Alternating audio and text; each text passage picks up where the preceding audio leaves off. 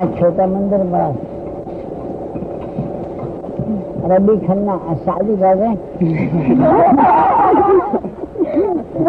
शादी हो गई वही मीनाक्षी ले जाएगी प्राशन जाएगा रबी खन्ना। जय बाबा की। बाबा जी के सारे भक्तजनों को मेरा प्रणाम। बाबा महाराज की कृपा से आज बृहस्पतिवार है और आप सब हर बृहस्पतिवार को बाबा महाराज की कथा इस YouTube चैनल पर सुनते हैं। हम नीव करोरी महाराज की कथा सुनाते हैं, पावन कथा सुनाते हैं। कैसे हरते हैं संकट को हम आज बताते हैं, ये बात बताते हैं। ऐसे करुणा के सागर को हम शीश झुकाते हैं, हम शीश झुकाते हैं। सिर नीव करोरी महाराज की कथा सुनाते हैं, पावन कथा सुनाते हैं। भक्तजनों, जब बाबा की कथा या बाबा का नाम या बाबा के दर्शन करने का सौभाग्य प्राप्त हो तो आप समझ लेना कि जीवन की बाधाएं तो अब खत्म होंगी, क्योंकि जहां पर श्री हनुमंत लाल जी पहुंच जाते हैं वहां क्या होता है? भूत पिशाच निकट नहीं आवे, भूत पिशाच निकट नहीं आवे। महावीर जब नाम सुना मैं, महावीर जब नाम सुना मैं। और क्या आता है? अष्ट सिद्ध नवनिध के दाता, असवर दीन जानकी माता। अष्ट सिद्ध नवनिध के दाता, सब कुछ दे देते हैं हनुमंत लाल जी। कैसे और किसकी रक्षा किसकी करते हैं, ये भी आपके मन में होगा। किसकी करते हैं? अरे साधु संत के तुम रखवारे, साधु संत के तुम रखवारे। और किसकी रक्षा कर रहे हैं? साधु संत। साधु कौन हो गया? जो सात्विक है वह साधु है। संत वो जो आपके दुखों का हरण कर ले वह संत है। जो आपको सद्मार्ग पर ले जाए, गलत मार्ग से हटाकर अच्छे मार्ग पर जो लेकर जाता है वही संत है। चलिए कथा में चलते हैं। नहीं तो आप कहोगे मनोज भैया तो कथाएं सुनाते हैं तो बहुत देर लगा देते हैं। अरे हम क्या करें भैया, आपने तो मूर्ख का साथी कर लिया। हम जैसे मूर्ख जब आपके पास में हैं तो फिर आनंद में रहिए। कैसे? राजा राम राम राम, सीता राम राम राम, राजा राम राम राम, सीता राम राम राम। राजा राम राम राम, सीता राम राम राम, राजा राम राम राम, सीता राम राम राम। राजा राम राम राम, राजा राम राम राम, सीता राम राम राम, सीता राम राम राम। चलिए कथा में चलते हैं। श्री हनुमंत लाल जी सामने आ गए थे तो मजबूरी है मेरी कि राम जी का भजन तो गाना ही है। क्यों? क्योंकि श्री हनुमंत लाल जी को जो पसंद है वही हम करेंगे। देखो भैया, हमें तो वो चीज अच्छी लगती है जो चीज श्री हनुमंत लाल जी को लगती है अच्छी। आज की कथा है श्री नंद किशोर जोशी जी की। मुख्य अधिकारी डेयरी विभाग लखनऊ के घर बाबा एक बार खाने के समय आए। जब भोजन का समय था तब बाबा महाराज आ गए और भक्त की पत्नी से बोले हमें खाना खिला। ओहो अहो भाग्य, एक सुंदरकांड में आता अहो भाग्य मम अमित अति। कितनी बड़ी बात है कि भक्त से बाबा कह रहे हैं कि हमें खाना खिलाओ, हम चने की रोटी खाएंगे। बाबा ने आकर स्वतः सेवा का ये अवसर उन्हें दिया। इससे उनका चित्त प्रसन्न हो गया। पर घर में चने का आटा ना होने से उनको दुख होने लगा। जैसे आपके घर पर कोई आया और उसने डिमांड की और आपके पास नहीं है वो चीज, तो परेशानी लगती है। बाबा की जो इच्छा है वो नहीं है घर पर।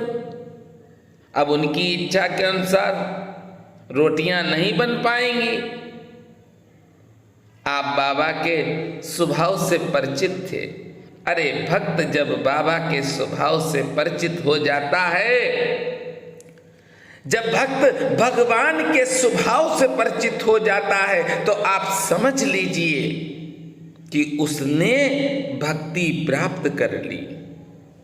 और भली भांति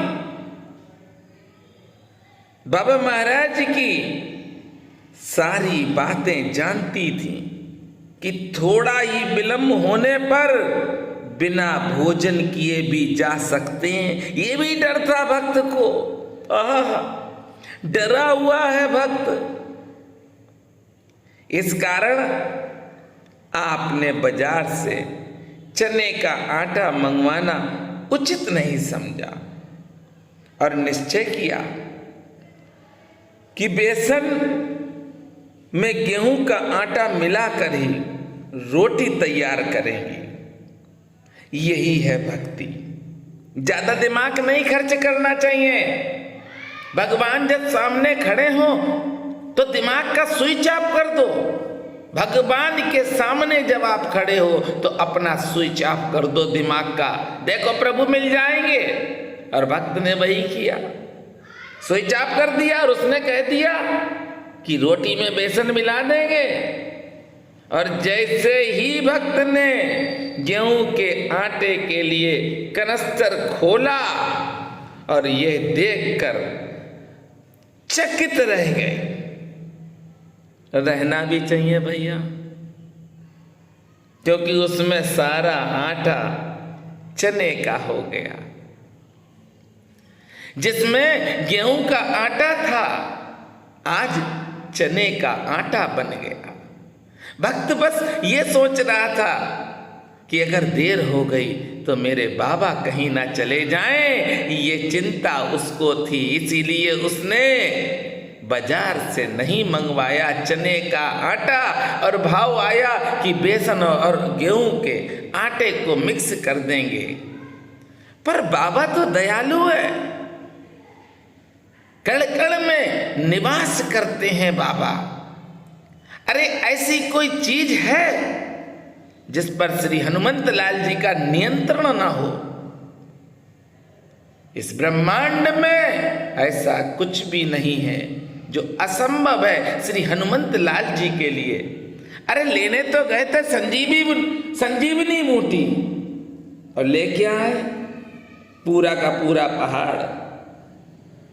बहुत से लोग पूछते हैं कि हनुमंत लाल जी पहाड़ क्यों ले आए भैया, ऐसा क्यों भैया? जब संजीवनी बूटी थोड़ी सी थी, श्री हनुमंत लाल जी को सब कुछ मालूम है। कई लोगों ने मुझसे प्रश्न किया, तो पंडित जी बताइए।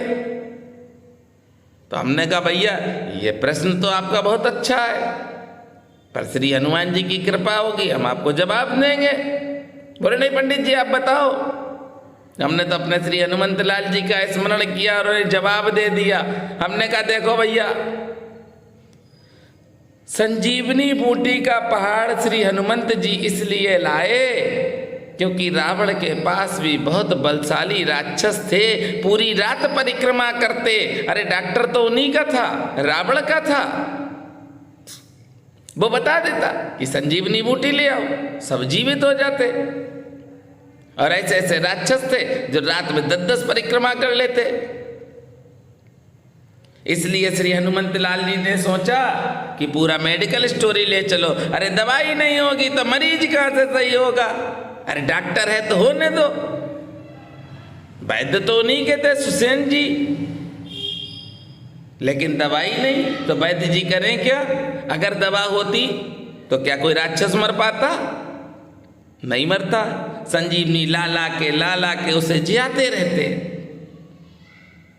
भगवान जो भी करते हैं वह आपके लिए और मेरे लिए सदैव अच्छा करते हैं। अरे कभी सोच के देखो कि आपने कितने अपने जीवन में पाप किए हैं। अगर उन पापों की सजा मिलना चालू हो जाए तो क्या आप उन पापों की सजा को 1% भी बर्दाश्त कर पाएंगे? अक्सर लोग कहते हैं हमने तो कोई पाप नहीं किया, हम बहुत अच्छे कर्म करते हैं, फिर भी हम परेशान हैं, भगवान मेरी परीक्षा लेते हैं। अरे जिस दिन भगवान परीक्षा लेंगे, क्या कोई इस संसार में ऐसा बिरला है जो परीक्षा दे सके? कोई है जो परीक्षा दे सके भगवान को? क्या आप पढ़े हैं? क्या आप जानते हैं? जानते कुछ नहीं और आरोप लगा देते भगवान मेरी परीक्षा ले रहे हैं। भक्ति करनी है तो आपने कथा में सुन लिया कि किस तरह से बाबा अपनी कृपा कर रहे हैं भक्तों पर। निरंतर भक्त पे अपनी कृपा नीप करोरी बाबा करते हैं। बस आप वह पात्र बन जाइए जिस पात्र में सब चीजें समा जाएं। आप वह पात्र मत बनिए जिसमें जरूरत की चीज समा जाए, आप वह पात्र बनिए जिसमें सब समा जाए। आनंद लीजिए। जो पहली बार इस YouTube चैनल की वीडियो को देख रहे हैं वह चैनल को सब्सक्राइब करें, वीडियो को शेयर अवश्य करते रहें, क्योंकि हो सकता है कि मेरी बातों से किसी का कल्याण हो जाए। मेरे साथ प्रेम से बोलेंगे, बोलिए नीप करोरी महाराज की जय।